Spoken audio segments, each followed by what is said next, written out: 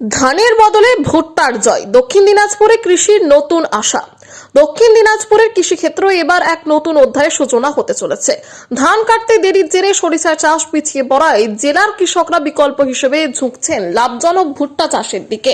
এই অভাবনীয় পরিবর্তন যেন কৃষির নতুন সম্ভাবনার দুয়ার খুলে দিয়েছে। জেলার কৃষি পরিসংখ্যান অনুযায়ী প্রতি বছর এখানে 1,90,000 হেক্টর জমিতে আমন, 80,000 হেক্টর জমিতে বোরো ধান এবং 66,000 হেক্টরে সরিষা চাষ হয়। তবে গত বছরে অর্থাৎ 2025-এর নভেম্বরে মন্থার কারণে ধান কাটতে বিলম্ব হওয়ায় সরিষা চাষের সময়সীমা পার হয়ে যায়। এই পরিস্থিতিতে বিকল্প ফসল হিসেবে কৃষকরা ভুট্টা চাষে মনোযোগী হন। জেলা কৃষি দপ্তরের তথ্য অনুযায়ী প্রতি 1 বিঘে জমিতে 15 থেকে 14 কুইন্টাল রিটেক।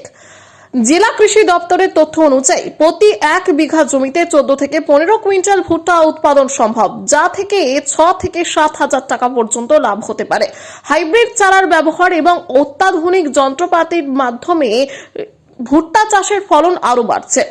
জেলার কৃষি আধিকারিক অমিত চট্টোপাধ্যায় জানিয়েছেন, আমরা দীর্ঘদিন ধরেই কৃষকদের ভুট্টা চাষে উৎসাহিত করার চেষ্টা চালাচ্ছিলাম। এবছর মন্থার কারণে ধান কাটতে দেরি হওয়ায় কৃষকরা বিকল্প হিসেবে ভুট্টা চাষের দিকে ঝুঁকেছেন। আর্থিক লাভ বেশি হওয়ায় কৃষকদের আগ্রহ এখন অনেকটাই বেড়েছে। জেলার 8টি ব্লকের মধ্যে হরিরামপুরে ভুট্টা চাষ সবথেকে বেশি বৃদ্ধি পেয়েছে। অন্যান্য ব্লকেও এই চাষের জনপ্রিয়তা বাড়ছে। রডিখণ্ড, হিলি, তপন, গঙ্গারামপুর সহ বিভিন্ন এলাকায় কৃষকরা ভুট্টা চাষে সফলতা পাচ্ছেন।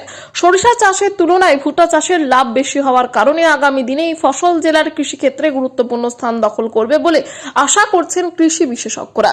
পাশাপাশি সরকারি সহায়তা ও সচেতনতামূলক কর্মসূচি বাড়ানো হলে এই চাষ আরো প্রসারিত হবে। ধান কিংবা সরিষার বিকল্প হিসেবে ভুট্টা চাষ শুধু সময়ের প্রয়োজন মেটাচ্ছে না, বরং কৃষকদের আর্থিক দিক থেকেও স্বাবলম্বী করে তুলছে।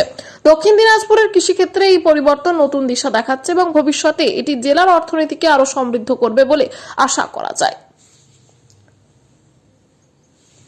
ভুট্টা চাষের ক্ষেত্রে যেমন আমাদের লাভের পরিমাণ আজকের দিনে বোরো ধানের থেকে কম করে হলেও 3 গুণ। এবং তাছাড়াও জলসেচের যে সমস্যাটার কথা বলছিলাম, যে বোরো ধানের ক্ষেত্রে যেখানে 12 থেকে 15 তারও অধিক সেচ দরকার পড়ছে, এই ক্ষেত্রে ভুট্টার ক্ষেত্রে আমাদের কিন্তু 3 থেকে 4টা সেচের মধ্যেই হয়ে যাচ্ছে।